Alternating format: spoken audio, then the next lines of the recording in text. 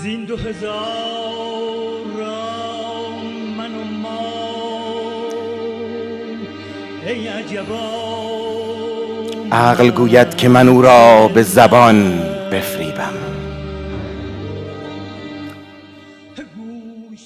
عقل گوید که من او را به زبان بفریبم. عشق گوید تو خموش باش به جان بفریبم. جان به دل گوید رو بر من و بر خویش مخند. چیست کو را نبود تاش بدان بفریبم. نیست غمگین و پراندیشه و بیهوشی جوی تا من او را به می و رطل گران بفریبم. ناوک غمزه او را به کمان حاجت نیست تا خدنگ نظرش را به کمان بفریبم. نیست محبوس جهان بسته این عالم خاک. نیست محبوس جهان بسته این عالم خاک تا من او را به زر و ملک جهان بفریبم. او فرشته است اگرچه که به صورت بشر است. او فرشته است اگرچه که به صورت بشر است. شهوتی نیست که او را به زنان بفریبم. خانه که نقش در او هست فرشته برمد. پس کیش من به چنین نقش و نشان بفریبم. گله اسب نگیرد چو به پر می پرد. خور او نور بود. خور او نور بود چونش به نان بفریبم. نیست او تاجر و سوداگر بازار جهان تا به افسونش به هر سود و زیان بفریبم. نیست محجوب که رنجور کنم من خود را. آه آهی کنم او را به فغان بفریبم. سر ببندم بنهم سر که من از دست شدم. رحمتش را به مرض یا خفقان بفریبم. موی در موی ببیند کژی و فعل مرا. چیست پنهان بر او کش به نهان بفریبم. نیست شهرت طلب و خسرو شاعر باره کش به بیت غزل و شعر روان بفریبم. عزت صورت غیبی خود از آن افزون است که من او را به جنان یا به جنان بفریبم. شمس تبریز که بگزیده و محبوب وی است مگر او را به همان قطب جهان بفریبم.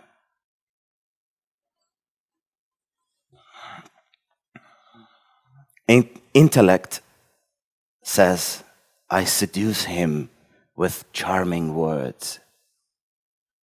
Intellect says, I seduce him with charming words.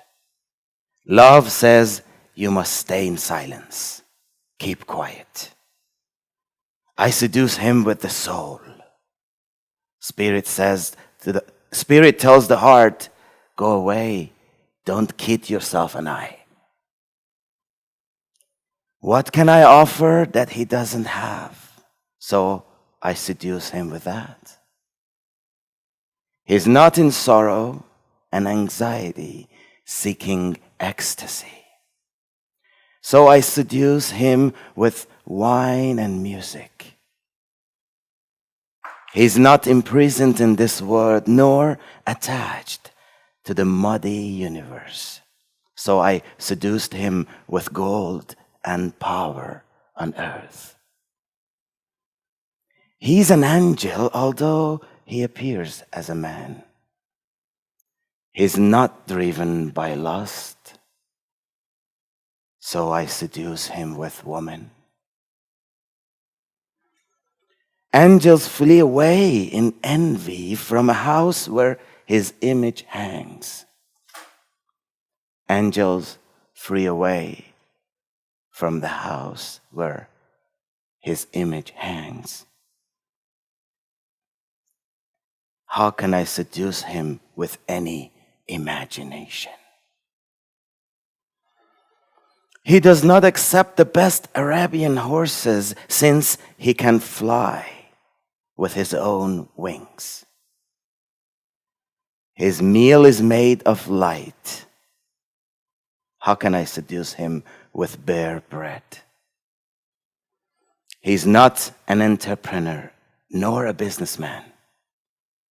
So I seduce him with the passion of profit and loss. He's not pure and modest. So I act as I'm sick and dying in pain. So I seduce him with his own compassion. He sees through every wrong intention and action. I may have even a tiny hair. What's hidden? So I seduce him with that. His image is better than heaven itself. How can I seduce him with the promise of heaven? Shams of Tabriz is his beloved and chosen one. My only chance is to seduce him with Shams. Thank you for being here. You inspired me when I was really tired to translate this poem for you. And I noticed that how much I improved, how much my love for Rumi deepened in the last 2 years that we have gatherings. And I cannot kid myself, it's because of you. Because I have to bring something new. So the anxiety kicks in a day or two before. I just translated this poem an hour ago.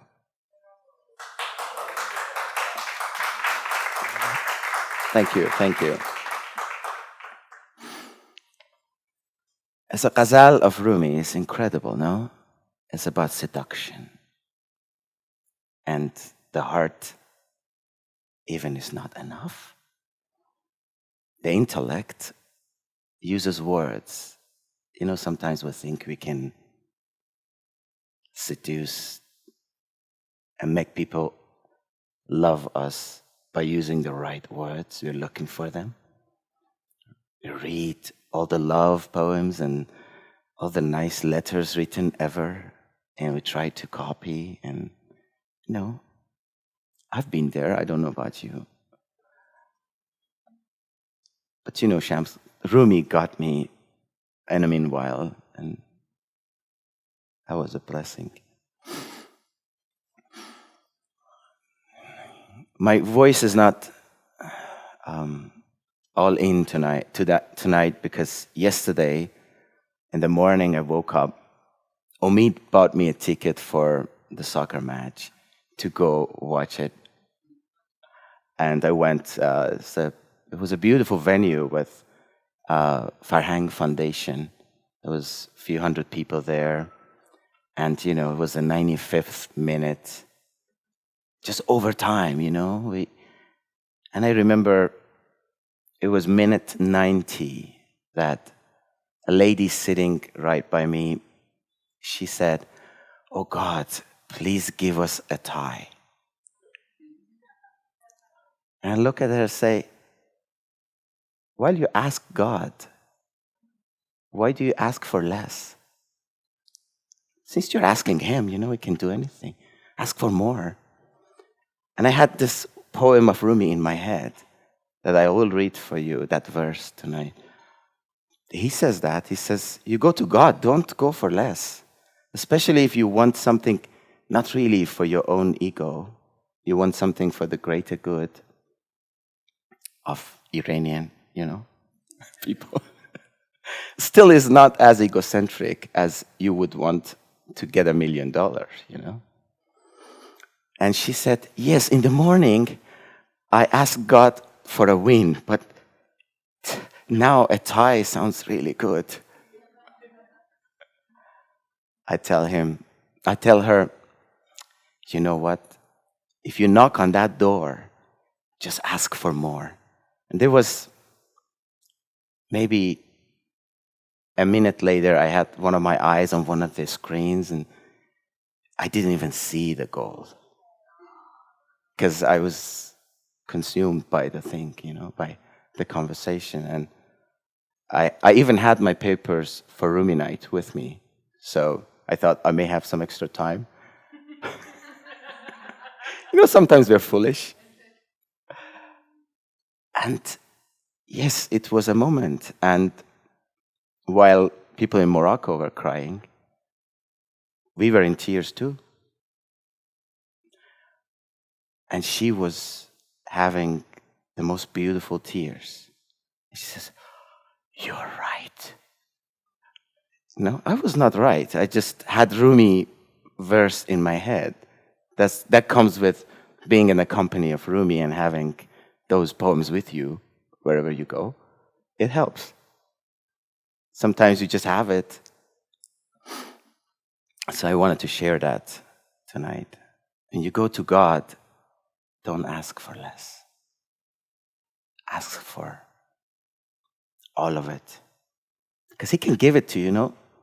They made the goal for us. I mean, what would be the better explanation of, if the manager of Iranian team is here, he's going to tell me, no, we made it. And they did. So I wanted to share that before we go to the tough story of Rumi. It was what? It was 0-1. And until minute 95, it was 0-0. No? And we were tied, and they were better than us. They were better. They had the game.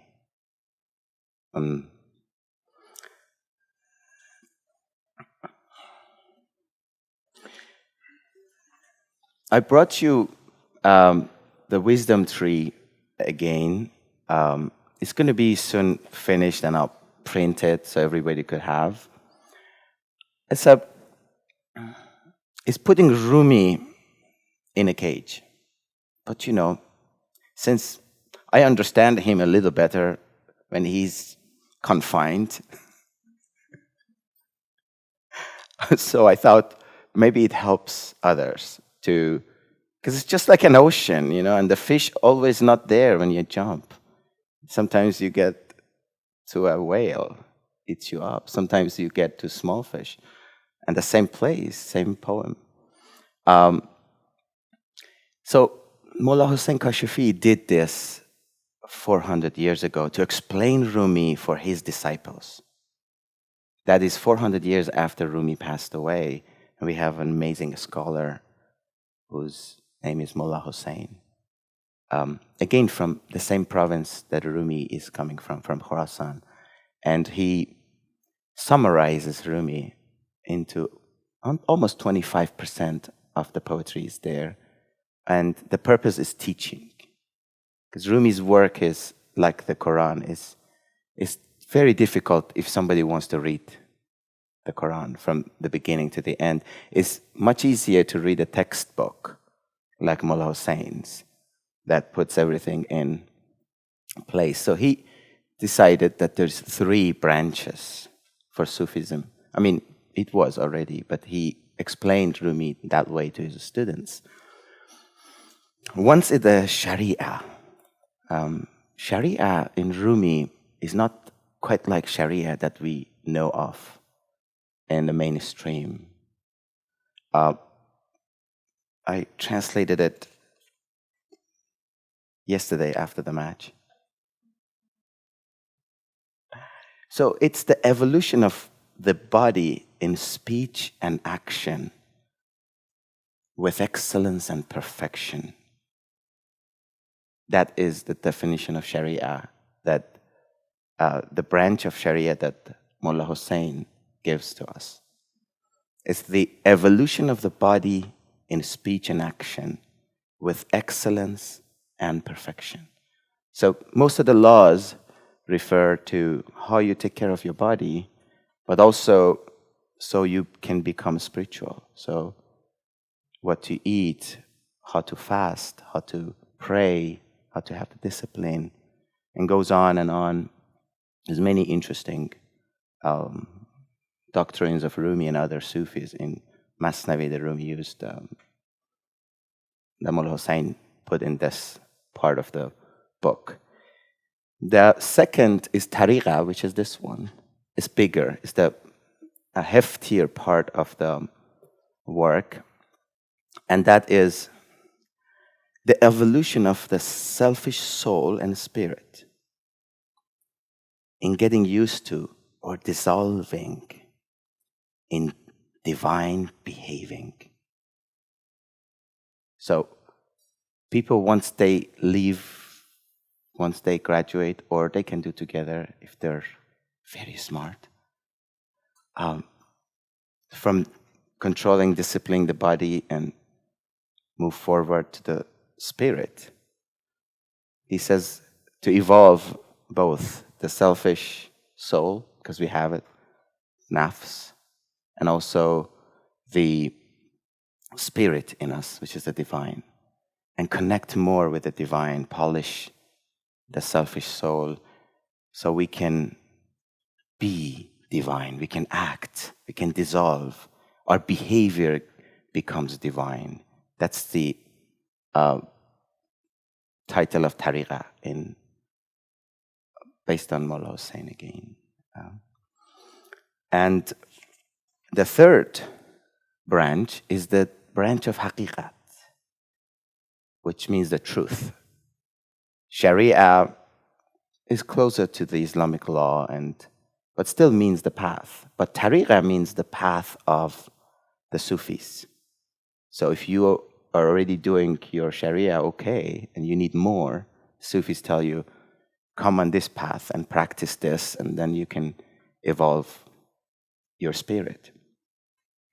And it's evolution, so it's slow. You have to do it slow. If you fall in love, it can be quick. That's what Rumi gives us to do.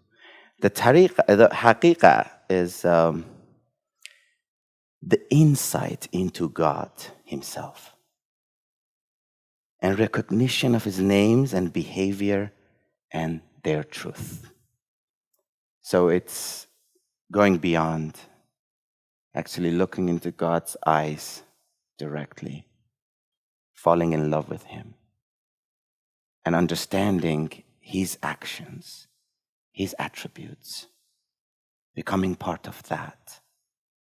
In Tariqa, we go inside with our own divine so we can get close to the real, the greater divine. Of course, they all come from the same source. It's unity. But that's what I wanted to tell you very quickly about Tariqa, Sharia, and Haqiqat, the religious, more religious path, and the path beyond that, and direct eye-to-eye love of God. In this story, we deal with some of that, a lot of that. Yeah. Any questions? Please.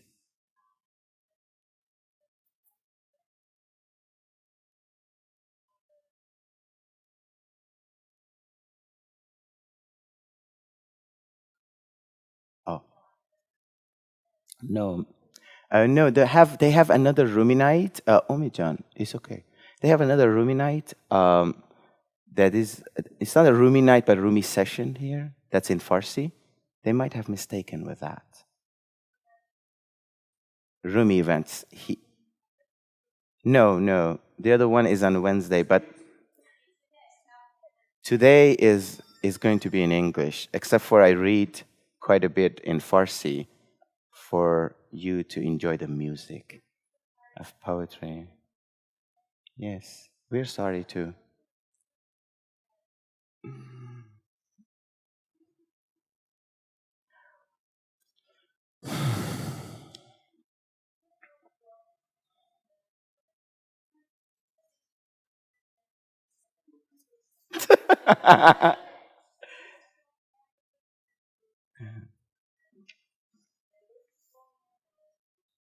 Mm.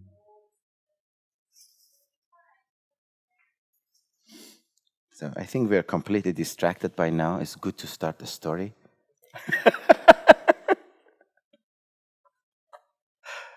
It's good because it was the football match, then this, a beautiful ghazal. Did you like the ghazal that I read for you? It's, I really like it. It's something that I relate to. How can I seduce?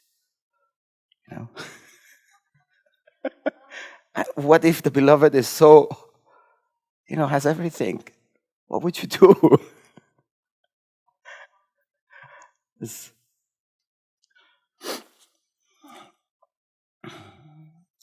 So I tell you a little bit.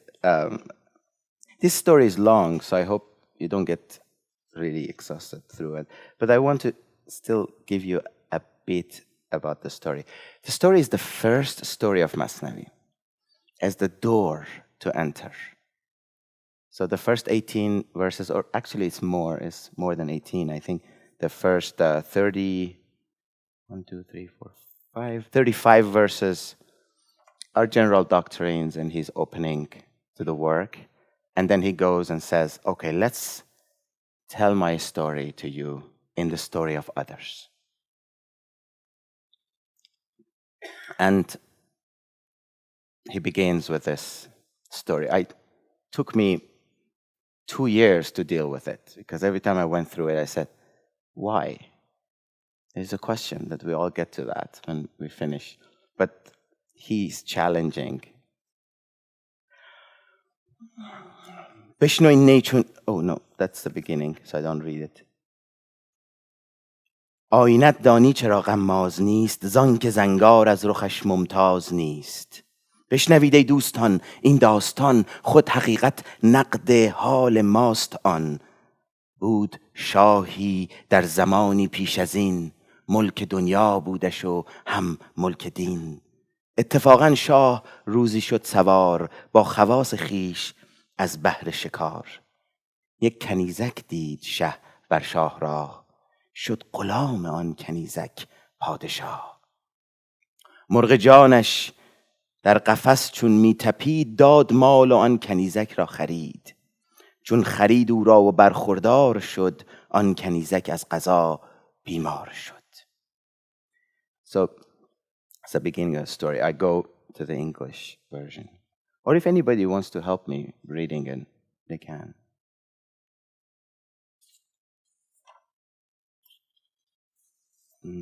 Page 1, where are you?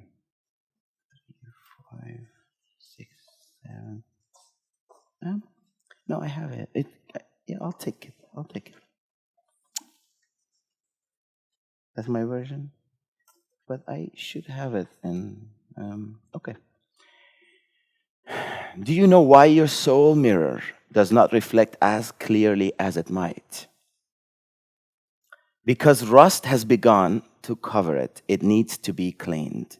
Here is a story about the inner state that meant by soul mirror. In the old days, there was a king who was powerful in both his kingdoms and the visible as well as the spiritual. One day, as he was riding on the hunt, he saw a girl and was greatly taken with her beauty. As was the custom, he paid her family handsomely and asked that she come to be a servant at the palace. He was in love with her. The feelings trembled and flapped in his chest like a bird newly put in cage. But as soon as she arrived, she fell ill. The king was like the man who had a donkey but no saddle for the pack. Then he bought a saddle, and wolves killed the donkey. He had a water jar but no water. Then he found water, but the pitcher fell and broke. The story begins with our king. And very quickly, Rumi says he is a mighty king, powerful king on earth. He is a spiritual king as well. God-loving, God-fearing king as well. He's going on a hunt on the corner. Here, Coleman Barks changed it so we accept the fact a little better, easier. But in Farsi, it says that they were selling the girl on the corner. She was a handmaiden slave. I'm going to explain it. It's not like the slave of a slavery time here. It's a little bit more like you buy her, but she works for the palace. It's not nice, but at the time it was around. So they were doing this. Like you would buy a servant that would work for your house. And this is her character. Here, Coleman says, well, he paid the father or the family handsomely, and which is not there. But, you know, I admire. It's like a little polish, so we can. We're not going to get really like this, like I got when I read it first time. When we read Coleman Barks. And he falls in love with the girl right away in the first sight. There's a beauty there. Is the king mighty in power and religion, both, and God-loving. And he falls in love for a servant, for a slave. It's interesting how Rumi puts this there. And he immediately buys her,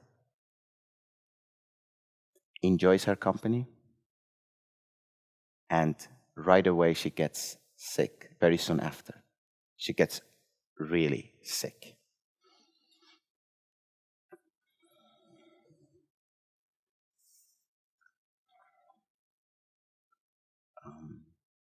Okay, looks like I need to put things in order. شه طبیبان جمع کرد از چپ و راست، گفت جان هر دو در دست شماست. جان من سهل است، جان جانم اوست. دردمند و خسته ام، درمانم اوست.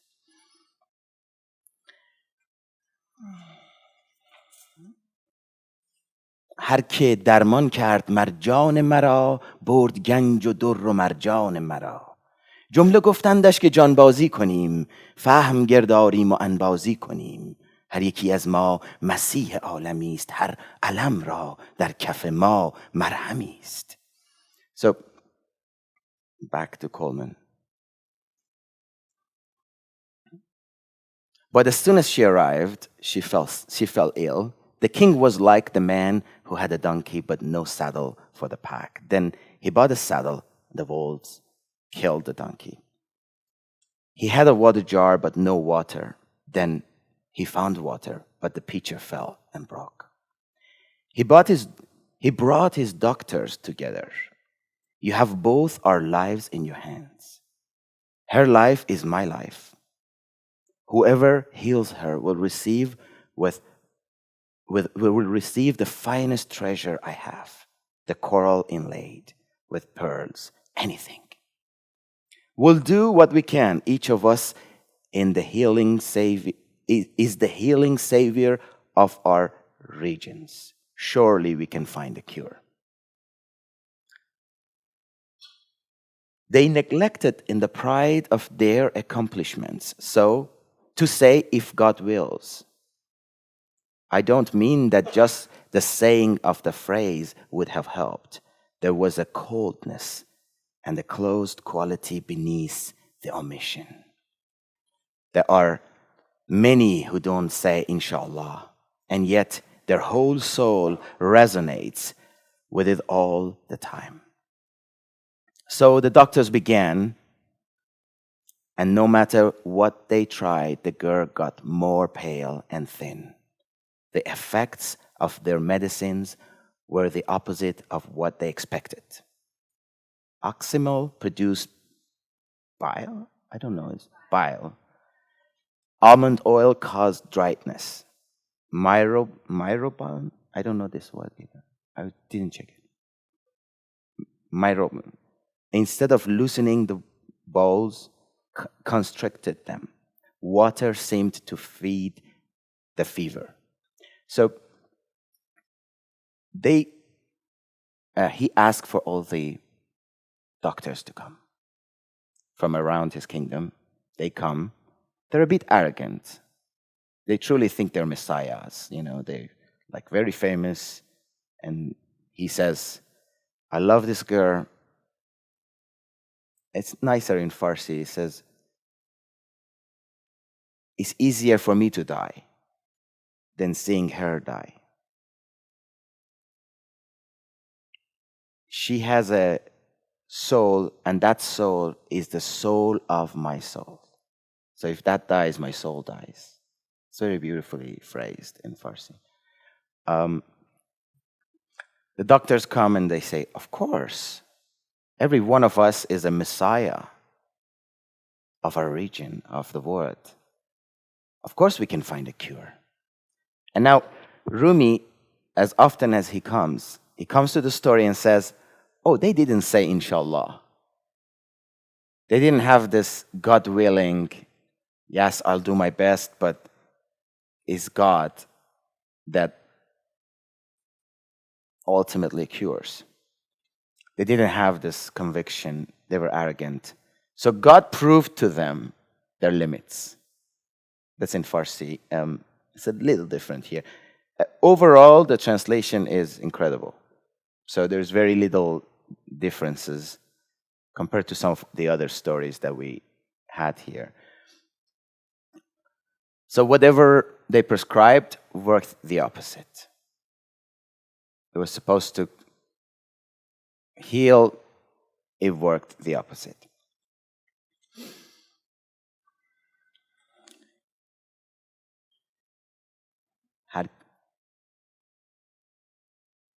گر خدا خواهد نگفتند از بتر پس خدا بنمودشان عجز بشر. They didn't say inshallah, if God willing, and God proved to them their limits, their inability, their limits of power.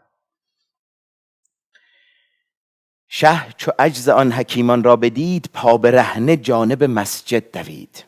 رفت در مسجد سوی محراب شد سجدگاه از اشک شه پر آب شد. چون به خویش آمد ز غرقاب فنا خوش زبان بگشاد در مدح و دعا کی کمین بخششت ملک جهان. من چه گویم چون تو میدانی نهان. ای همیشه حاجت ما را پناه بار دیگر ما غلط کردیم راه. لیک گفتی گرچه میدانم سرت زود هم پیدا کنش بر ظاهرت. چون برآورد از میان جان خروش اندر آمد بحر بخشایش به جوش. در میان گریه خوابش در رو بود دید در خواب او که پیری رو نمود. گفت ای شه مژده حاجاتت رواست گر غریبی آیدت فردا ز ماست. چون که آید او حکیمی حاذق است صادقش دان کو امین و صادق است. در علاجش سحر مطلق را ببین در مزاجش قدرت حق را ببین. چون رسید آن وعدگاه و روز شد آفتاب از شرق اخترسوز شد. So we have it until now. The doctors couldn't do. The king saw that these doctors were helpless. He ran barefooted to the mosque. He knelt on the prayer rug and soaked the point of it with his tears. He dissolved into an annihilated state. And as he came out of that, he spoke this prayer. You know what's hidden here. I don't know what to do. You have said, even though I know all secrets, still declare it outwardly with an action. He cried out for help, and the ocean of grace surged over him. He slept in the midst of his weeping on the prayer rock. This is one of the beautiful doctrines of Rumi about prayer. Because I remember a story myself. I was 6 years old, and my mom didn't know this to answer me. She told me, oh, you're pure, you're a kid. Mahmoud, you should pray. Ask God for whatever you want. And I said, Mom, didn't you say God is great? He knows everything. And she said, yes, of course. And I said, so he knows what I want better than I know.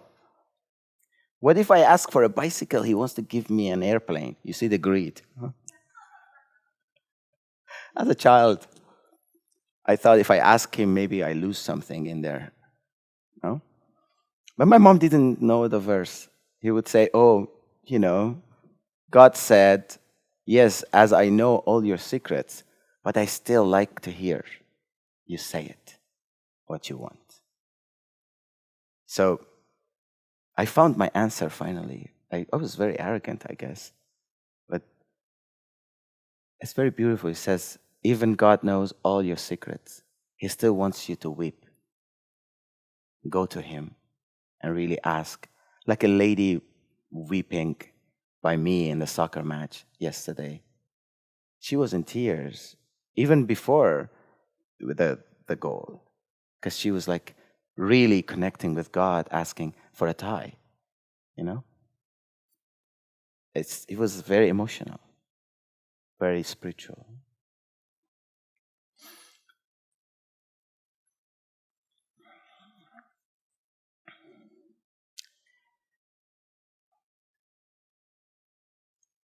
In his dream, an old man appeared. Good king, I have news. Tomorrow a stranger will come. I have sent him.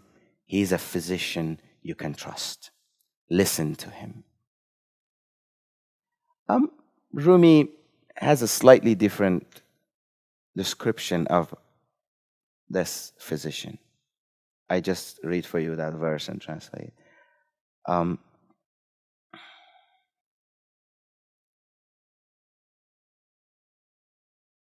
He says, yes, he's a great physician, honest and truthful. And you would see the mystery of God in the way he heals. And in his power, you also see the power of God. He's a godly healer.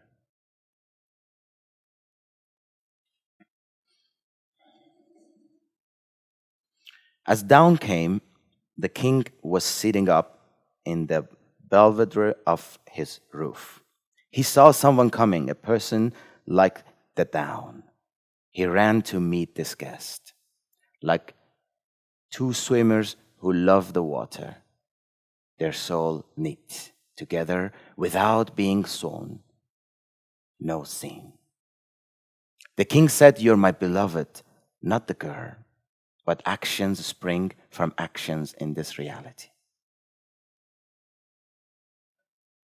The swimmer concept here is when Rumi says, Har do bahri ashna amukhte, it means they both swam in the ocean of God.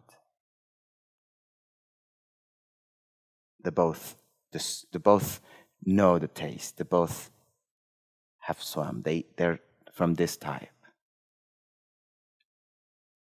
That's why they're so connected. When the king looks at him from the distance, he runs without asking his, people to go greet the physician. He sees the love of God coming from the same source. So the king says, "You are my beloved," and he means it. But actions springs from action. It's another doctrine of Rumi. You go to the bakery to buy bread, and you fall in love with the baker. You're hungry. You go to the bakery to buy bread. You're really starving, but you still fall in love with the baker. That's a kind of metaphor Rumi puts. That some of the most important things in life happens when we have an intention. Like he's in love with a girl, he's like dying, his soul is dying. He cries, he passes out in the mosque, weeping. And now he sees the doctor and says, "Oh, this is a greater love."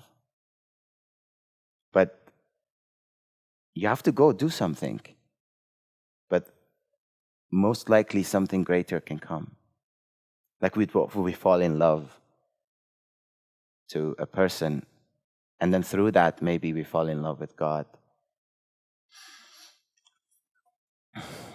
So let's go back. The story is long. Absolutely. Didn't I read it? Okay.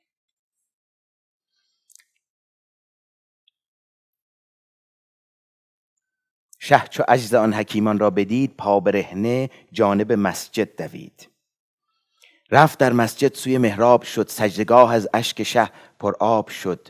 چون به خویش آمد ز غرقاب فنا، خوش زبان بگشاد در مدح و دعا. که کمین بخششت ملک جهان، من چه گویم چون تو میدانی نهان. ای همیشه حاجت ما را پناه، بار دیگر ما غلط کردیم راه. لیک گفتی گرچه میدانم سرت، زود هم پیدا کنش بر ظاهرت. چون برآورد از میان جان خروش، اندر آمد بحر بخشایش به جوش. در میان گریه خوابش در ربود، دید در خواب او که پیری رو نمود. گفت ای شه مژده حاجاتت رواست، گر غریبی آیدت فردا ز ماست. چون که آید او حکیمی حاذق است، صادقش دان کو امین و صادق است. در علاجش سحر مطلق را ببین، در مزاجش قدرت حق را ببین.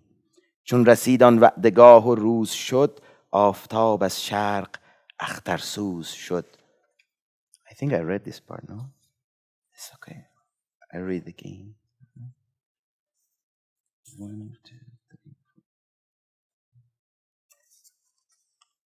I have a lot of papers here. Let me find this. بود اندر منظره شه منتظر، تا ببیند آنچه بنمودش، آنچه بنمودند سر. دید شخصی فاضلی پرمایه‌ای، آفتابی در میان سایه‌ای. میرسید از دور مانند هلال، نیست بود و هست بر شکل خیال.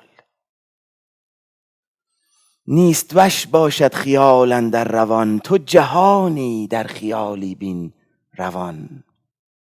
بر خیالی صلحشان و جنگشان، و از خیالی فخرشان و ننگشان. آن خیالاتی که دام اولیاست، عکس مهرویان بستان خداست. آن خیالی که شه اندر خواب دید، در رخ مهمان همی آمد پدید. شه به جای حاجبان فا پیش رفت، پیش آن مهمان غیب خویش رفت. هر دو بحری آشنا آموخته، هر دو جان بی دوختن بردوخته. گفت معشوقم تو بودستی نه آن، لیک کار از کار خیزد در جهان.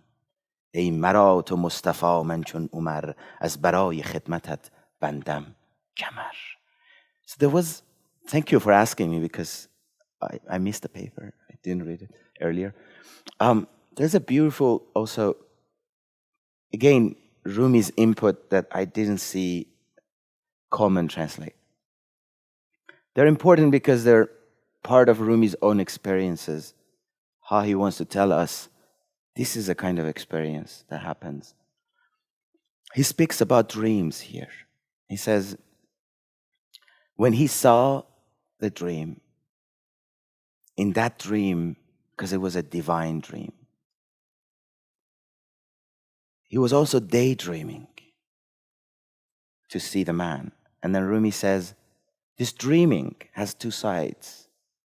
You could see a universe beyond this universe in the dreams. And people, it's so important in the creation of our actions and feelings. Rumi says, you could see from a dream, people go to war with each other or make peace. It's just an illusion. Nothing happened in action. But he didn't say hello to me. He must hate me. Have you heard that before? That's a dream. That's an illusion. There's no hatred. There's maybe this woman is like heartbroken. She's like not even in that moment there and just passed by, didn't say hello to you. Didn't mean she hated you or he. So Rumi says, in us, there's these dreams. There's this world beyond our reality. That because of that, we go to wars. Because of that, we create peace. Because of that, we feel good about ourselves. We feel proud. Because of that, we feel we were insulted. We feel lower than ourselves. Only because of these dreams that are in us.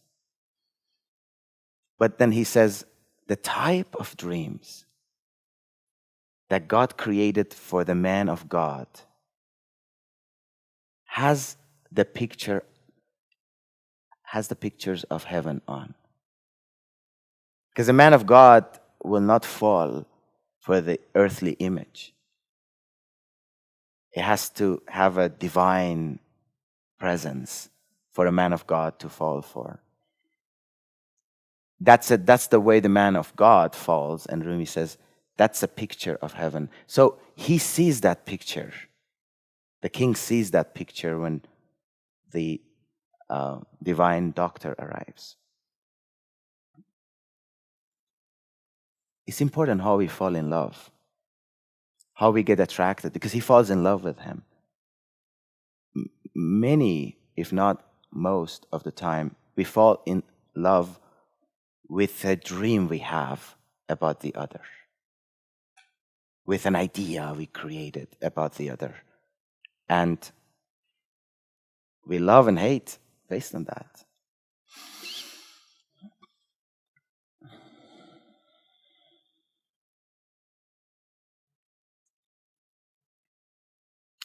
And Rumi now transits to another little short part that speaks about discipline, behavior, how you should behave before the divine. When you see the divine presence, how should you behave?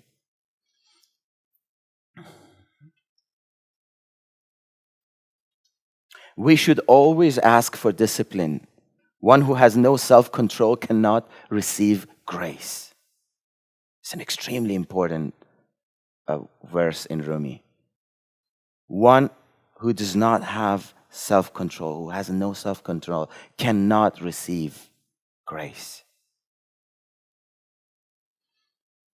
And it's not just himself he hurts. Undisciplined people set fire to the landscape. Rumi says, set fire to the heaven and earth together. A table of food was once coming down from the sky to feed Moses and his people, when suddenly voices from the crowd called out, "Where is the garlic?" And "We want lentils." At once, the bread and the dishes of grace food disappeared. Everyone had to keep digging with mattocks and cutting with long scythes So Rumi said all the tiresome work of growing food is on us today because of those undisciplined ones. Otherwise, it was pouring and would keep coming if they were not rude to the divine grace. Then Jesus interceded and sent more trays of food. But again, some insolent people showed no respect. They grabbed like it wouldn't be enough, even though Jesus kept telling them, this food will last.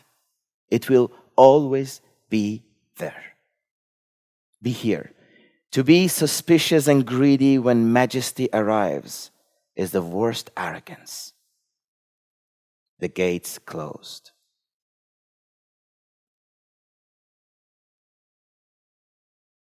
Withhold your giving, and no rain clouds will form. When sex goes on between everybody all the time, epidemics spread in every direction. I give another short thing here. It's 8:22. Again, I want to say this part that از خدا جوییم توفیق ادب بی ادب محروم گشت از لطف رب بی ادب تنها نه خود را داشت بد بلکه آتش در همه آفاق زد مایده از آسمان در می رسید بی شراع و بیع و بی گفت و شنید در میان قوم موسی چند کس بی ادب گفتند کو سیر و عدس منقطع شد خوان و نان از آسمان ماند رنج زرع و بیل و داسمان باز عیسی چون شفاعت کرد حق خوان فرستاد و غنیمت بر طبق باز گستاخان ادب بگذاشتند چون گدایان زله ها برداشتند لابه کرده عیسی ایشان را که این دایم است و کم نگردد از زمین بدگمانی کردن و حرصاوری کفر باشد پیش خانه مهتری زان گدارویان نادیده ز آز آن در رحمت بر ایشان شد فراز ابر برناید پی منع زکات و زنا افتد و با اندر جهاد. So if you go and experience the divine presence, you experience the grace of God, and you begin to doubt, the doors will be closed. That's on a spiritual path. If you come to that experience and start and allow yourself to be greedy, save some more food, maybe tomorrow is not coming. You lose your heart for that love, for that grace that comes. You will not receive it anymore. And among the crowd, it's enough for a few to be that way. So all of us have to dig today and sow and work. That's an incredible doctrine, no?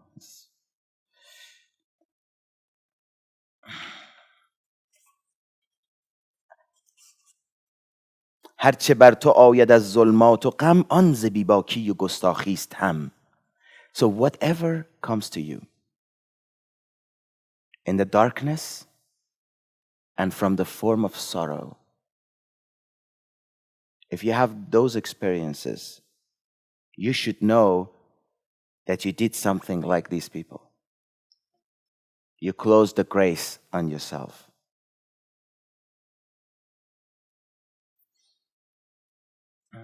هر که بیباکی کند در راه دوست رهزن مردان شد و نامرد اوست از ادب پر نور گشت است این فلک و از ادب معصوم و پاک آمد ملک بد ز گستاخی کسوف آفتاب شد عزازیلی ز جرأت رد باب.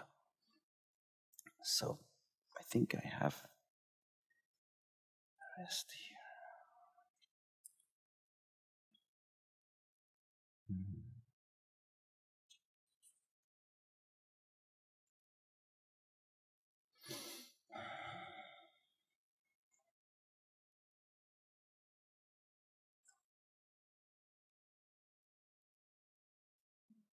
ingredient.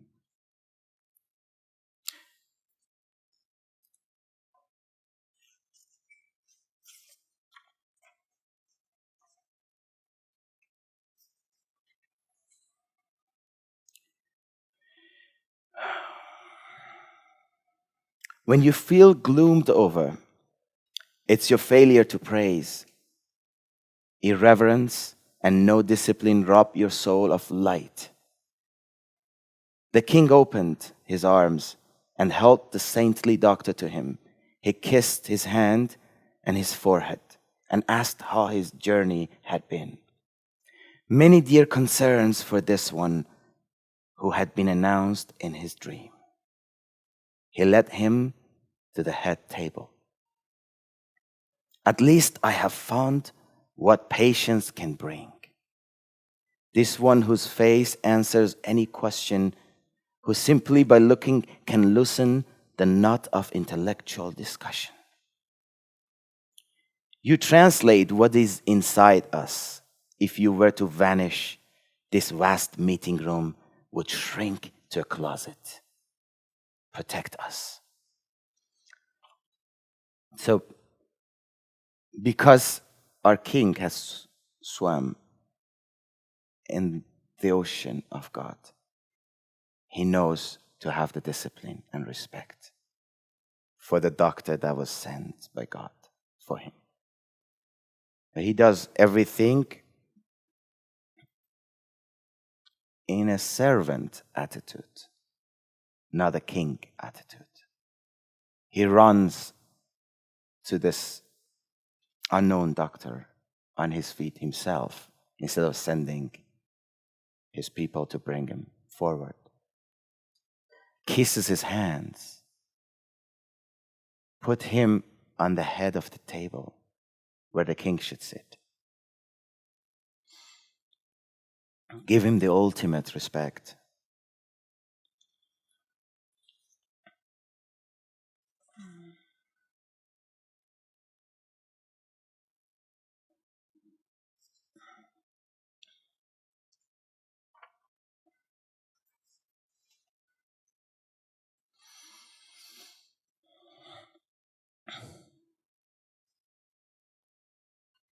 At last I have found what patience can bring.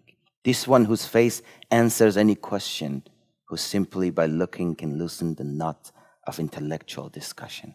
So he describes how this experience with the company of the doctor is, how you can let go, and just with a glance, the doctor can solve your issues. The friend.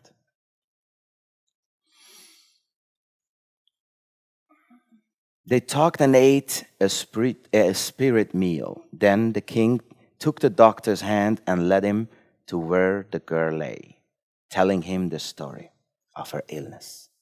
The doctor felt her pulse and observed her coloring and her urine. Your healers have not helped. They have made her worse. They don't know the inner states. The secret of her pain opened to him, but he didn't tell the king what it was. It was love, of course.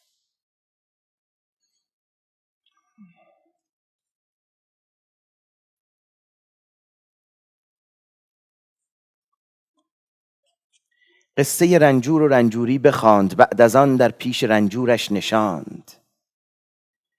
رنگ روی و نبض و قاروره بدید، هم علاماتش هم اسبابش شنید. گفت هر دارو که ایشان کرده اند، آن امارت نیست ویران کرده اند.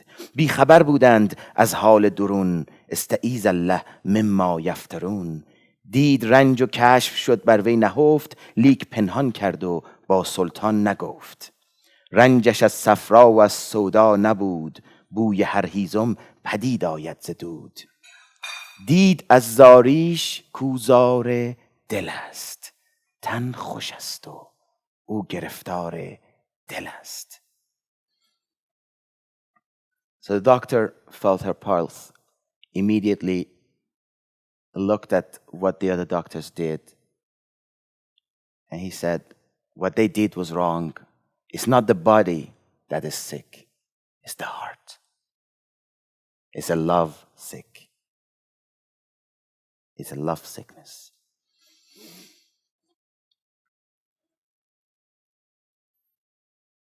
But he kept the secret. He did not tell the king everything. He asked for everyone to leave. The elements of love are different from any other. Love is the astrolabe that sights into the mysteries of God. Oh, such a nice translation, yes. Earth love, spirit love, any love looks into that yonder. And whatever I try to say explaining love is embarrassing. Some commentary clarifies, but with love, silence is clearer. A pen went scribbling along, but when it tried to write love, it broke. If you want to expand on love, take your intellect out and let it lie down in the mud. It's no help. You want proof that the sun exists, so you stay up all night talking about it. Finally, you sleep as the sun comes up. These are some of the most beautiful verses of Masnavi.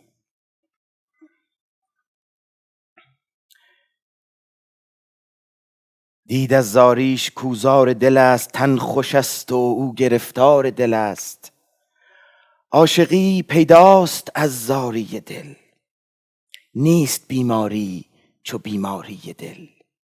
علت عاشق ز علتها جداست، عشق اصطرلاب اسرار خداست. عاشقی گر زین سر و گر زان سر است، عاقبت ما را بدان سر رهبر است.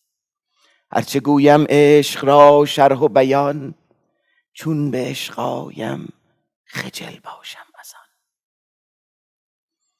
گرچه تفسیر زبان روشنگر است، لیک عشق بی زبان روشنتر است.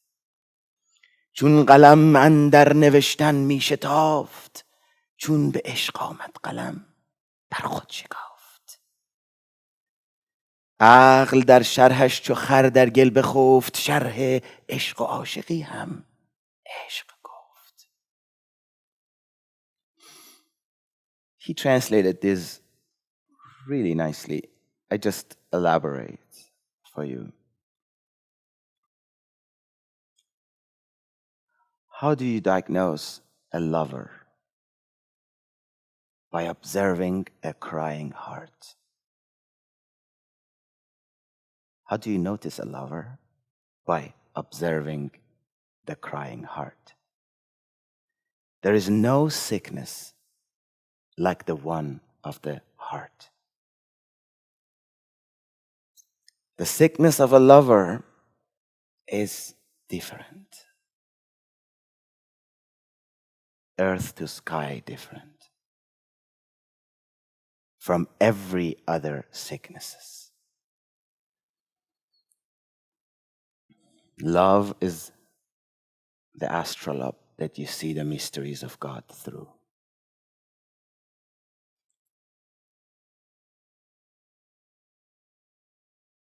In any direction, this way or that way.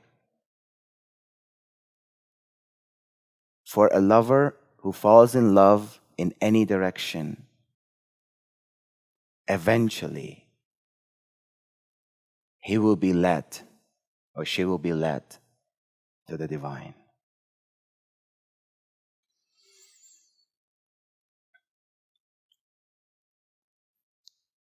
However I try to describe love, as soon as I arrive at it, I feel embarrassed. Although the explanation of the tongue, the speech, is most clarifying, but love is more clear in silence. Once the pen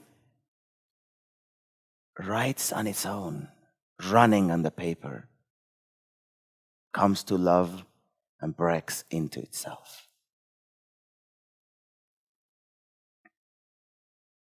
The intellect in that explanation is like a donkey stuck in the mire. So I elaborate a bit, I like it a lot. He says, don't go to a speaker and listen the story of love. Love is more clear in silence. Cannot come into words. No speaker can talk about love, about the true nature of love. Then he says, no writer can write it. Even the writer who writes in ecstasy, that pen will break when it comes to the point to write love. And the intellect, forget about it. Philosophers, not at all. They're like the donkey stuck somewhere in the mirror. And you have to go, call AAA maybe, just to get them out. Because love goes beyond the realm of intellect. Until we are there, those doors are closed. آفتاب آمد دلیل آفتاب گر دلیلت باید از وی رو متاب از وی ار سایه نشانی میدهد شمس هر دم نور جانی میدهد.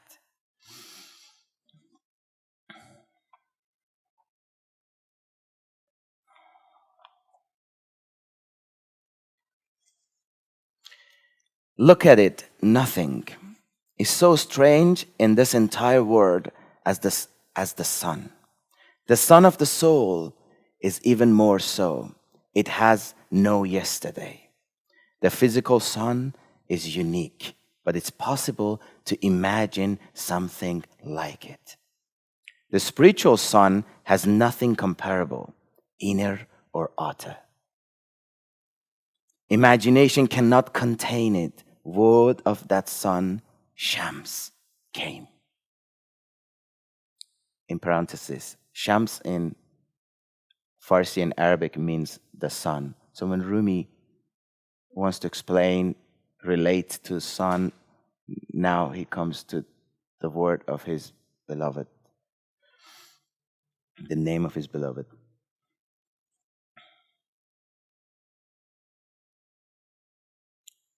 And everything hid.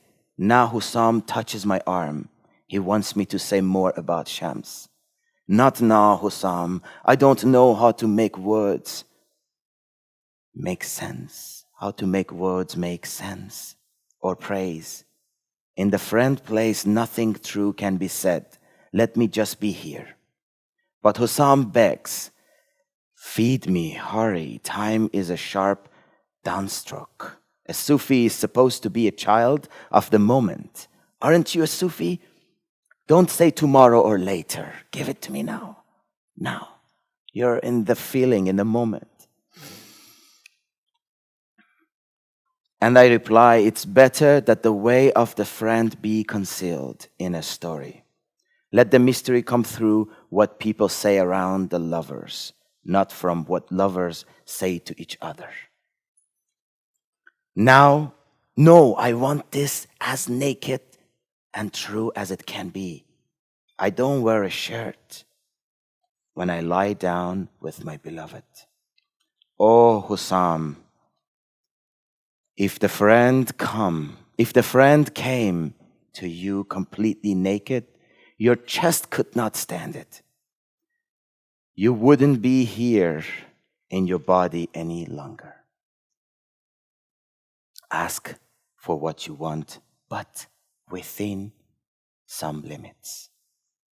A little stick can't hold up a mountain.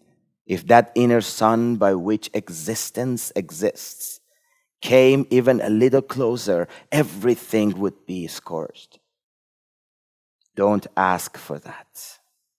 Say no more for now about Shamsi Tabriz. This has no end. Go back to the beginning, the end of the story of the king and the lovesick maiden. And the holy doctor who said, so I read the Farsi because there's a moment Rumi goes mad. It's in Masnavi, he's completely going out. He's with Shams.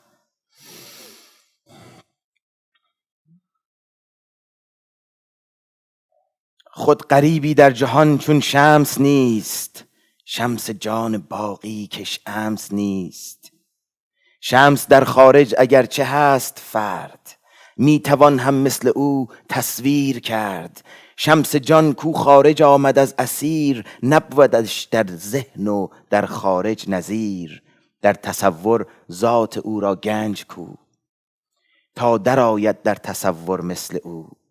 چون حدیث روی شمس الدین رسید، چون حدیث روی شمس الدین رسید، شمس چارم آسمان سر در کشید.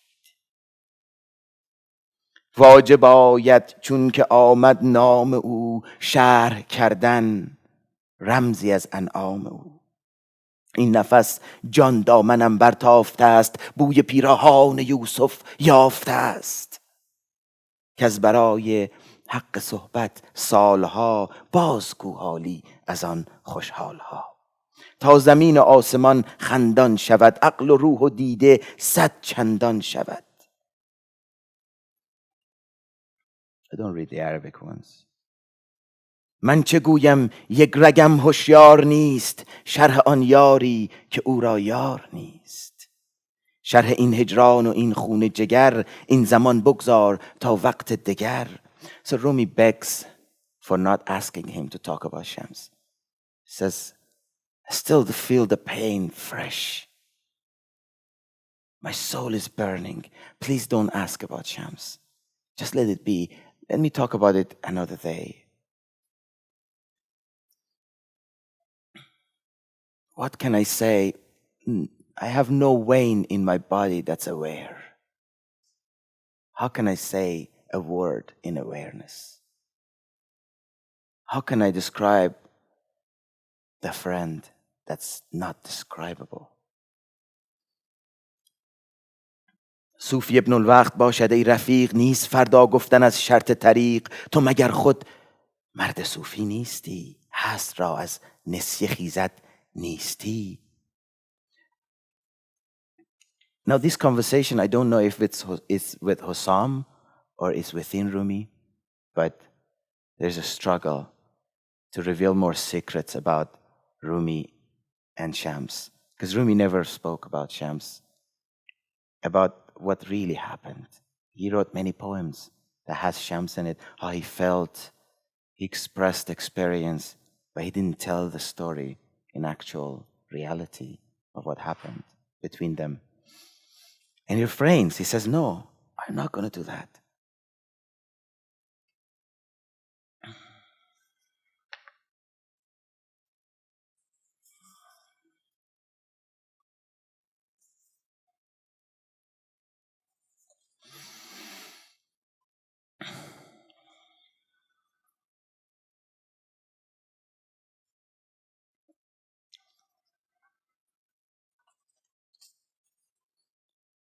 Time is short, so I go a little faster if you don't mind. I don't want you to fall asleep. From so if we're in page 8.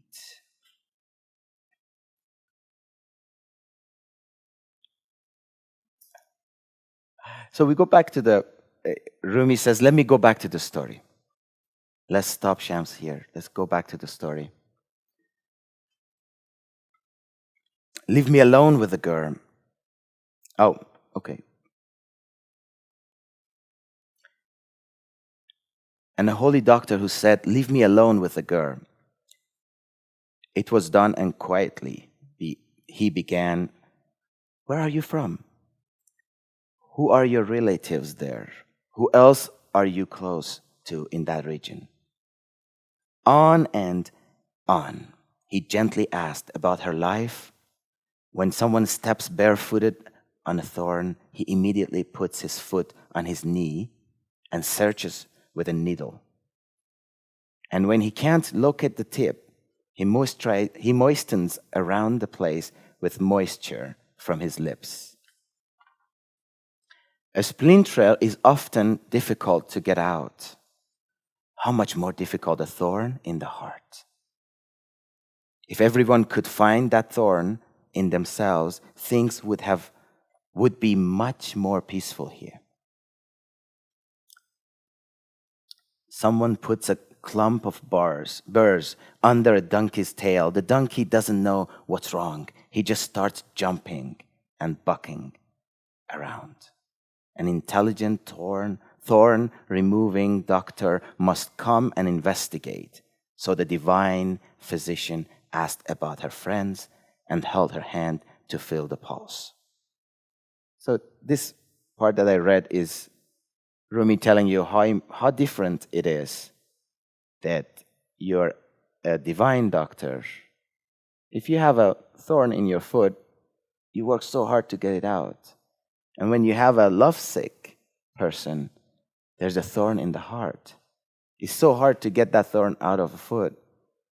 You work so hard to do it. For curing a person whose heart is broken, you definitely need a special doctor. And that's how our doctor is doing it. Just like a good friend, a father, asking questions, letting her opening up. That's why he asked everybody to go, so she feels safe. You feel safe in a divine presence. You can go tell them when they are with you, your guards disappear. You can talk to them. And this is what happens to our sick girl. Someone puts, She told many stories of her home, mentioning many names, and he would say the names again after her to test the pulse reaction. Finally, he asked, when you visit other towns, where are you most likely to go? This is not in Rumi, but it's okay. It's good. It makes sense to be in the story. Because she's telling in Rumi, he says, she's telling which cities I went to, and suddenly when it comes to Samarkand, she's like, blushing, her pulse moves. But most likely to go, a maid servant cannot go anywhere. She was bought. She said one town, then another, when she bought bread and were sold, describing the houses until he happened to say the word Samarkand, the dear city, sweet as candy. She blushed, her breath caught. Oh, she loves a goldsmith in Samarkand. She misses him so. Where exactly does he live? At the head of the bridge on Qatfar Street. Okay, one of the famous scholars of Rumi says, when he went to Samarkand, he was looking for Qatfar Street, like recently. He couldn't find it. That's an interesting, maybe they don't have it now. Maybe there was no Qatfar at the time either. Rumi made it up. Now I can heal you. Don't be afraid. I will do to you what rain does to a meadow. But don't tell this to anyone, certainly not the king. When the love enters in your chest, becomes the grave for such a secret, then what you want will be quickly yours. Seeds must hide in the ground to become whatever is in them. The girl felt better. She trusted him. The doctor went to the king and told him part of the story on some pretext. We must bring here from Samarkand a certain goldsmith, lure him with the prospect of wealth and honors. The icing messengers went with robes and coins and easily persuaded the man to leave his family and his town. He rode an Arabian horse into the presence of the king and the doctor, who said, "Marry the girl to this man."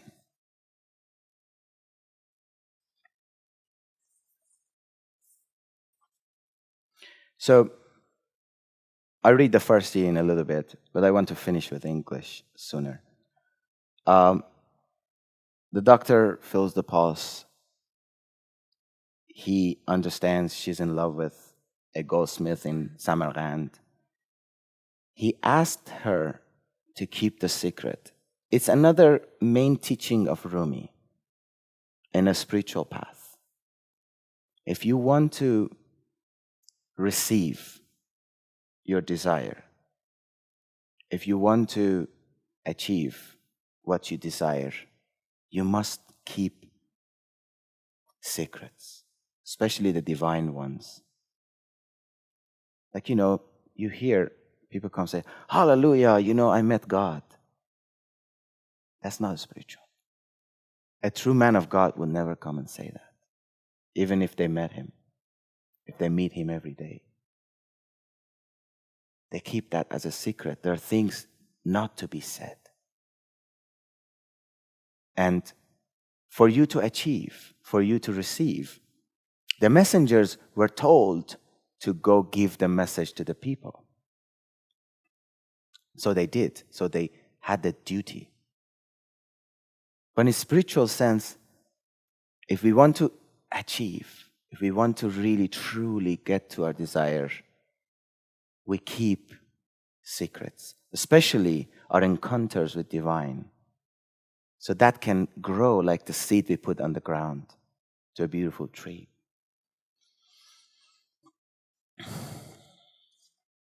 My last page. And she will be completely cured. So he sends for the goldsmith. Goldsmith is a good-looking, rich man in the city of Samarkand. But when the king sends his people, says, "Come and become the treasurer of my kingdom. You're very famous. Everybody talk about you. And the king loves you already from your fame, and he wants you to be part of his cabinet and give you all the key to the treasury." Mr. Goldsmith feels proud, goes under his skin, all the compliments, and sits on the horse, leaves his family and city behind. And back in the time, if you left your city, it's not like you fly tomorrow back. It's most likely you're not going to go back, So, because it's far. You go for months on a trip, and it's the city of Samarkand here also is a metaphor for a city far away. Because Rumi lived far east, and it was far west, and that was far east of the Islamic world. But our goldsmith take the trap. And Rumi says, wow, so many times people walk into the death, walk into the calamity on their own feet, excited. And Rumi is not yet what the Coleman puts it, he puts it at the end.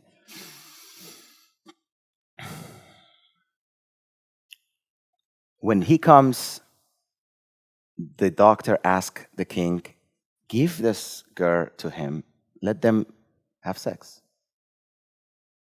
And imagine, I remember Omid called me one time when I was in Oregon. He says, Mahmoud, I have a problem. I said, what's the problem? He says, I just read this story. It's really bothering me. I said, okay, that's good. I love that. Can you give me some more information? He says, yeah, the story is like the goldsmith story. I said, oh, I love that story. Good. So you're in trouble now. He caught you. And then We go there now. And he asked me this. He said, so how can the king gives the girl who he really loves, because when I explained to him that the king really loves the slave girl, handmaiden, he says, if he really loves her, how can he let another guy to sleep with her? You know? It's another thing that Rumi doesn't put in the story, but it's there. It's hidden within the lines. That he must trust the doctor so much. Or he must truly love the spiritual doctor and truly love the girl to allow somebody who he loves, and he obviously have all the power to sleep with this guy who just came and we gave him all the things. It was done. And for 6 months, those who loved and made loved and totally satisfied themselves with each other. The girl was restored to perfect health. Then the physician gave the goldsmith a portion so that he began to sicken. His handsomeness faded and his strength dwindled. Little by little, he became sunken-cheeked and jaundiced and ugly. And the girl stopped loving him. That's important. The girl stopped loving him. Any love based on physical beauty is not love.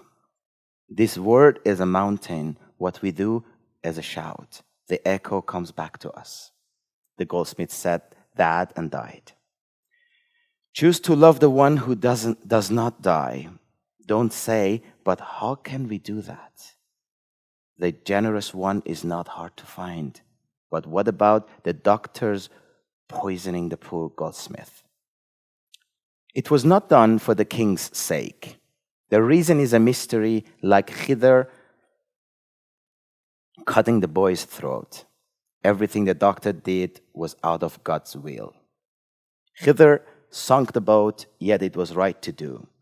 When someone is killed by a doctor like this one, it's a blessing, even though it might not seem so. A child cries at its first haircut, but not the mother. Such a doctor is part of a larger generosity. He takes away one and gives back 100.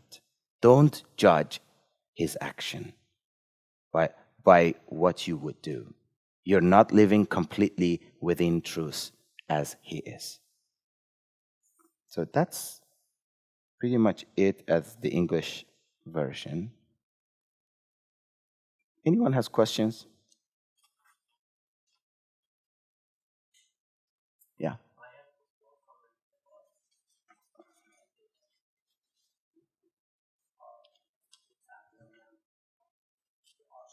بله فارسی بگید.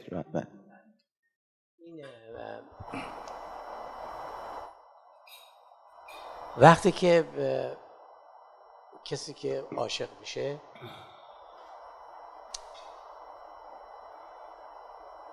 این چویس داره، از معشوق یه چیزی میخواد، تا اینو به دست نیاره این یعنی خار تو قلبشه. ولی چطور میشه که این مثلا unconditional love باشه، یعنی یه چیزی تو برگشت نداشته باشه؟ مثلا یکی، مثلا من دختر دارم 25 سال، اینا خب میدونی I love her but it's unconditional. I don't expect anything in return. Mm-hmm. So I think that most people that they are fall in love now, so and suffer because they are damn selfish.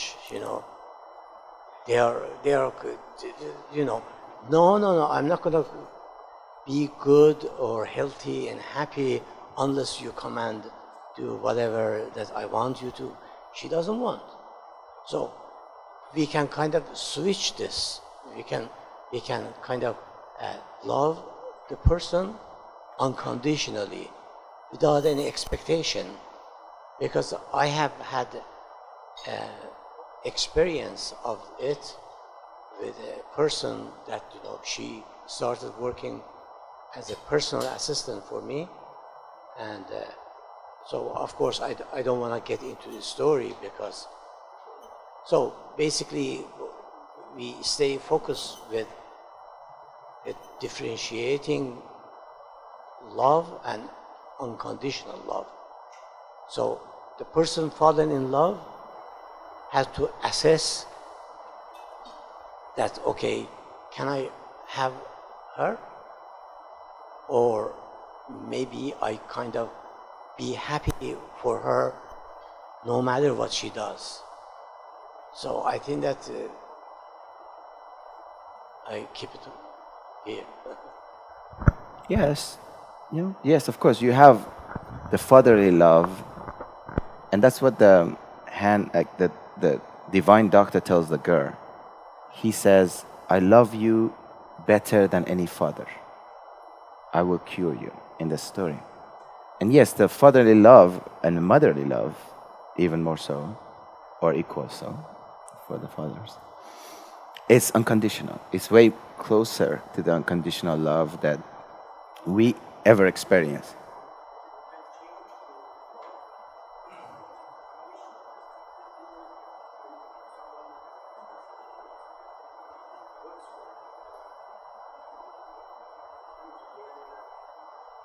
Yes, yes.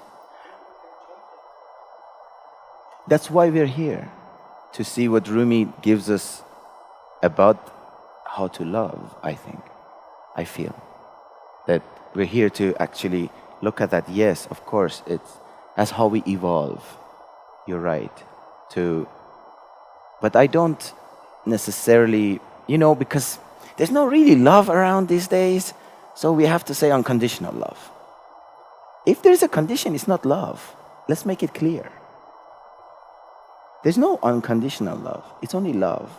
Love is unconditional. It's embedded in it. But yes, if we have a love in this physical realm, it's different. Of course, we have expectations and we have to use our senses because they're involved. We have limitation of the body. And with those limitations, there is limitations of how we can love something that's physically involved. But if you love the divine in the others, you love the divine inside you, then easily those conditions start to go away.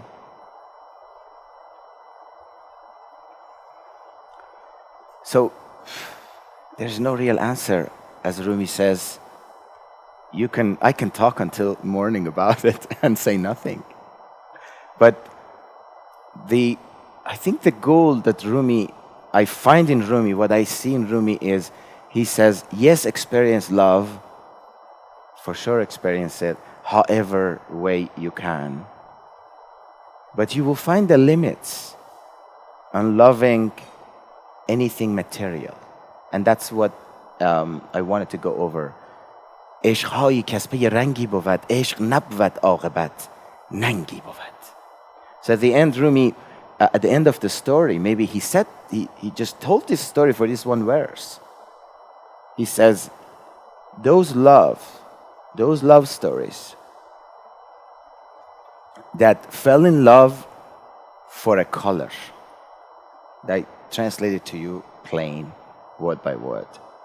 Those ones who fell in love to a color on this earth after an attribute that could have a color, physical attribute. It ends in disdain. It is love. It has the potential to be unconditional. It has, you can die for a person you fall in love for. Like the handmaiden. This girl in the story literally is dying. Literally is dying for a man that she may have never been with. And once she experienced being with him, slowly when he loses his color, his beauty, she doesn't love him anymore. That's another important turning point in the story, that there are those kind of loves that people experience. And a lot of us experience that kind. Because for us to experience the divine love, we need to go evolve beyond these. It's not bad to experience this.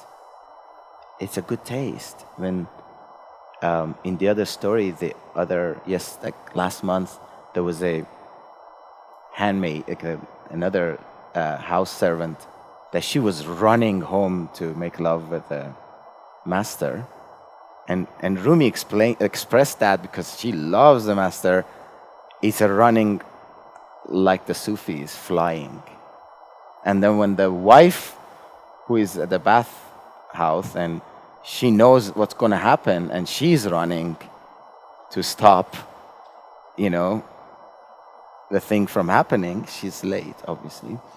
But Rumi describes that running, a running of a pious person, a running of a fearful person. So when we experience fear, she has the fear, oh my God, something's going to happen between her and him, and she's running. And then we have the one who's running for love, even is cheating, but she's in love, she's running, she's flying, she's light. And we all experience those experiences when we fall in love on earth. Then Rumi says, if you experience being like that girl running to make love, if you ever experience that, now can you experience running like that for God? Because the Sufis are like that. The true Sufis run just like you run for a physical love. Imagine, multiply it. They fly like that for God, to do something for the divine love. They're so excited. They're full of fire. You can see, you can experience. And Rumi in many places tells us, this is what you want to find if you're looking for a real God-loving person. Because again, just saying, I love God, it doesn't say anything. As Rumi says, there is one Sufi among 100,000 that is true. The rest of them are feeding off that one real one. And in many other spiritual realms, it's the same. Because that one real Sufi comes and tells the secrets, like Rumi. And the rest just copy him, use the words. But they're not for real. They don't burn you when you're around them. If you're not burned, if you don't feel you're warm, your heart is moving, you're not in a spiritual place.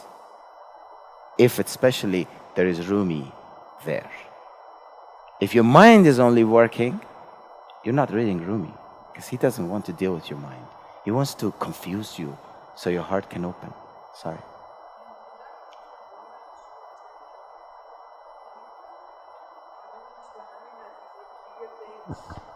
همین آخرین بیت که میگه عشقایی که از پی رنگ میخواد این نتیجه رو بگیره، ولی این تمام داستان به آخرش به این خلاصه میشه که این همه عشق و عاشقی، این همه اینا فقط تو اون یه بیت خلاصه شد. ما میفهمیم که تفاوت‌ها رو بفهمیم. بیشتر اشعاری که رومی گفته یا هر کس، خیلی از شعرهای ما آخرش به این نتیجه تو یه بیت دو بیت معلوم میشه، ولی این همه گفته تا ما بفهمیم، تا به درجه مردن و بیماری رسیده، بعد آخرش تموم شد. بعد آخرش تموم شد. So I translate what she says. She says, the entire story is about this verse, that the love that's after the color, after an attribute on this earth, will eventually die. And then Rumi suggests, fall in love with the one that doesn't die. And that doesn't mean you should not love your significant other, or, not look for love on earth. It's beautiful, it's amazing. It's actually through that experience that you can run like that girl from the bathhouse to make love. so you can experience what is possible within. Because we cannot love something we cannot see. Another place Rumi says, God sends us prophets like Muhammad and Jesus and Moses in the body of a man, because we fall in love with someone we can touch and see. So they can lead us through that love. So I don't want to say we should not fall in love. No, we should. We must. But through that wholeness of love that we experience on earth, and we're all going to suffer. I have a news.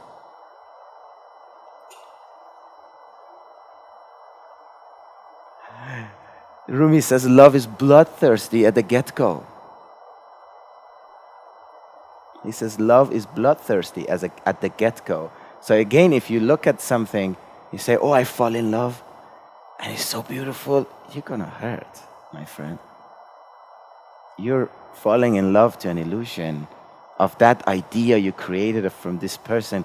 That idea is going to explode one day, and you're going to hurt. But it's okay, because when your heart is broken, you can open up. There is another verse right before this story that Rumi says, I'll get to you, because the verse came out. Give me a second. He says, هر که را سینه ز عشقی چاک شد او ز حرص و عیب کلی پاک شد.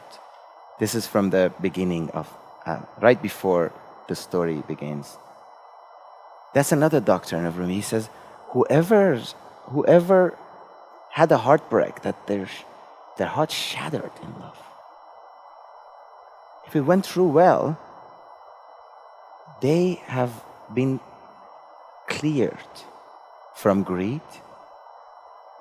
Because no one you want more greedy than the one you love. Trust me. So if you can really love and learn detachment there, then it's very easy to not want material. The most difficult thing is to give up. Not to give up, but to detach from a person you really love. Your heart is going to be broken. That's my news for you. But it's a good news. Because only a broken heart can expand. Only a broken heart goes and cries to God and asks for help. Only a broken heart seeks the divine. And only a broken heart learns compassion. I remember a bit before my heart was broken really bad, I met somebody and she was in a trauma, like went to the hospital for 3 weeks for depression. I was like, come on, what happened to you, you know? This 3 weeks for a broken heart? Give me a break. And then when it happened to me, I felt, I said, no. It's like, I remember like when it happened to me that I clearly remembered what I told her. I said, oh my God, this is just echoing back to me, my own words. And now I deserve that no one understands me. And no one did. I was maybe a hope for her to understand her, and I did not. I didn't even have a hope to be understood. And I knew I deserved it. I said, okay. Yeah, the better news is a broken heart opens you up. Your question, please. دو تا سوال داشتم. یه سوال این که یه عقیده هست که میگن یار زمان و مکان نداره و نباید دنبال یار گشت. یه جورایی تو زمان و مکانی که اصلا فکرشو نمی‌کنی پیدا میشه. یه سوالم این که این چقدر درسته. سوال دومم این که این چیزی که تو ادبیات ما هست و من کامل درک میکنم که میگه که به هر حال عشق واقعی یه سری شرایط داره، این بیماری رخ میده، این اتفاقات میفته. اما شاید برای همه ما رخ داده باشه، اما چیزی که در واقعیت ما میبینیم اینه که اون عشقی که شاید تو ادبیات ما هست یه مقدار حس میکنم عشق احساساتیه و معمولا هم اون عشقایی که احساساتی هن یه جورایی حس من اینه که ناپخته شاید باشن و نمیدونم حالا این چقدر درسته. منظورتون از ادبیات ما که واضح میکنیم اینکه حالا دو جور بخوایم به این قضیه نگاه بکنیم، یه عشق منطقیه، یه عشق احساساتی. معمولا اون عشق احساساتی تو سنین پایینتر حالا رخ میده. مثلا به فرض ما یه فردی رو میبینیم let me explain what you said so far for the English speakers. He says we have a logical love and we have a emotional love. And emotional love happens to you earlier and then logical love happens to you later. And what was your question? سوال من اینه که خب یه مقدار وقتی آدم پخته تر میشه و حالا تجربه کسب میکنه یه جورایی میره به سمت، حالا یه جورایی بگیم بزرگتر میشه، میره به سمت اون عشق منطقی. یعنی حالا بالاخره So when you grow up and you evolve from the emotional love, you get to closer to the logical love. Yes. و سوال من این هستش که این خب عشق منطقیه، یعنی به فرض مثلا شما وقتی دنبال یک یار میگردین یک سری فاکتورهایی تو ذهنتونه، اونها رو برای خودتون لیست کردین، مثلا میگین میخوام این شرایط So you have a list, checklist if you're looking for somebody to love. And و معمولا خب این عشقایی که شاید منطقی جلو میرن موفق ترن. میفهمم که عقل و عشق نمیتونن با هم ترکیب بشن. so these kind of loves that works with logic, they work better. حداقل Because you don't love, your heart doesn't not gonna broke. You know, it's just easy. If you don't give, nothing gonna happen. نه خب یک سری شرایطی هست If you no listen, it's very good. That I don't want to interrupt you because it's a very good question. But if your heart is not gonna be broken, my friend, you're not in love.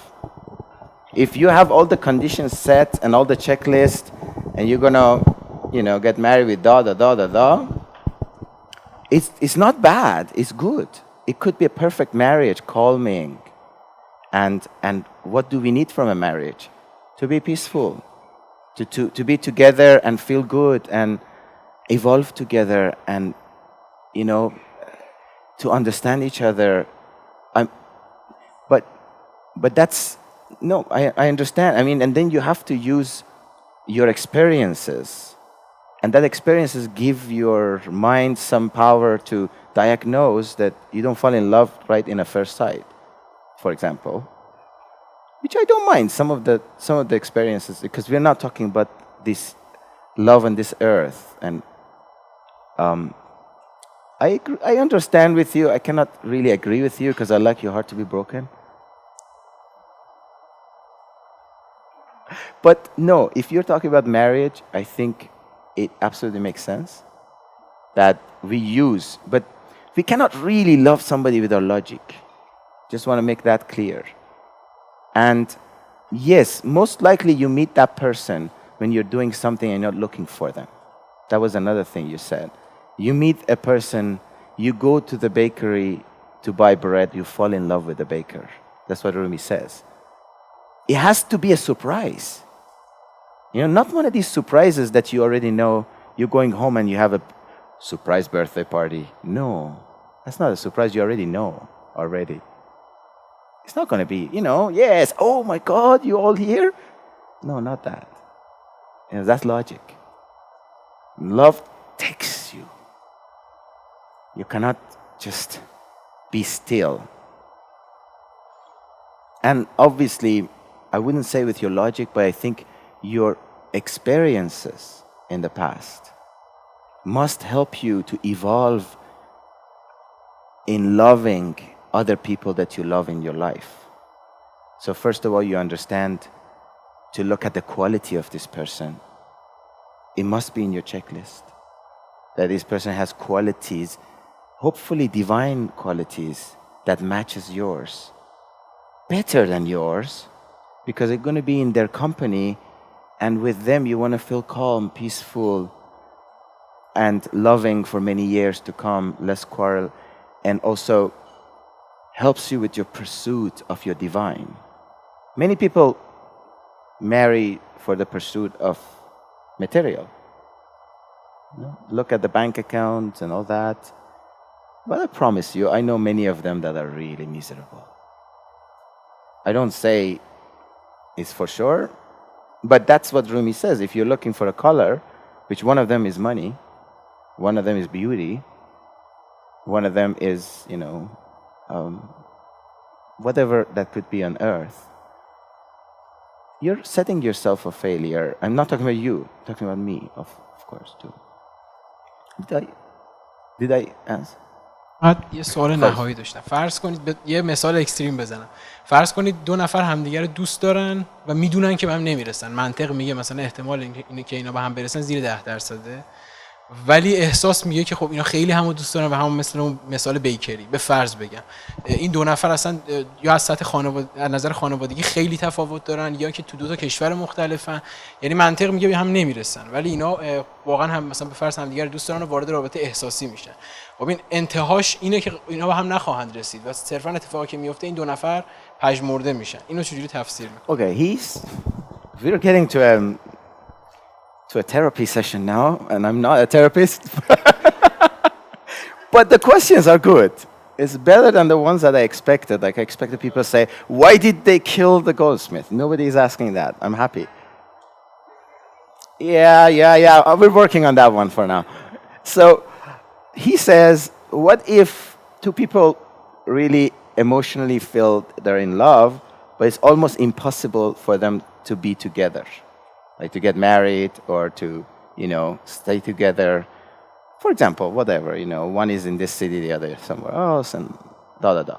And because of that, obviously, I see heads moving, so I'm sure many of us has experienced that.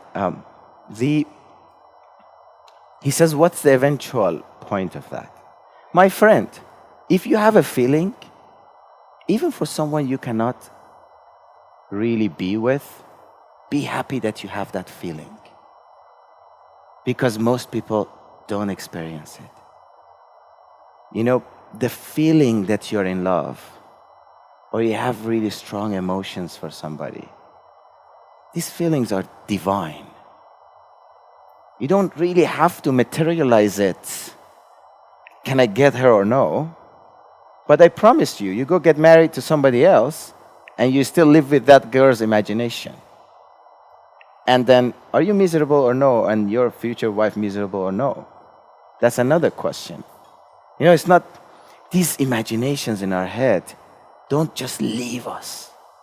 They stay, they create our lives. And they're more important than anything in the experience of happiness. So that's why logic cannot do it. It's just limited. You have a big head, maybe you can do that. You can pull it off, but I think it will be difficult. Your heart will be more powerful as you get older, and you always feel like, oh my God, what if I really tried hard? And even if my heart was broken, would be broken, it would have worsened it. You don't want to leave regret behind. You want to live a life without regret.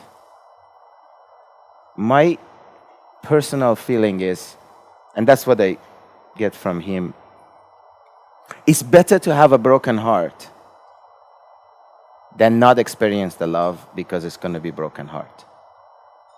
It's better. It's better to experience that depression. It's better to allow yourself the experience because life is so short. And soon you're 60, 70 years old and you think, I wish. And that I wish, nobody want to hear. I promise you. Go ahead. Burning. I'm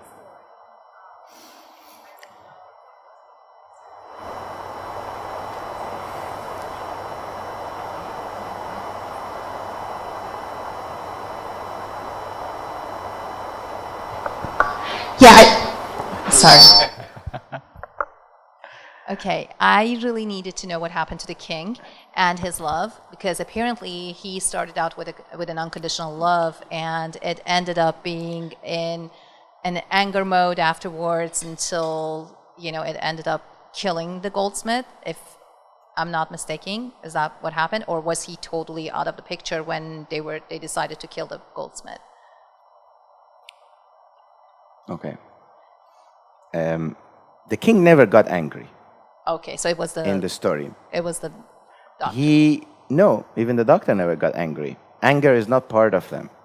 The king, I tell you the story one more time because I feel like I didn't clarify it well.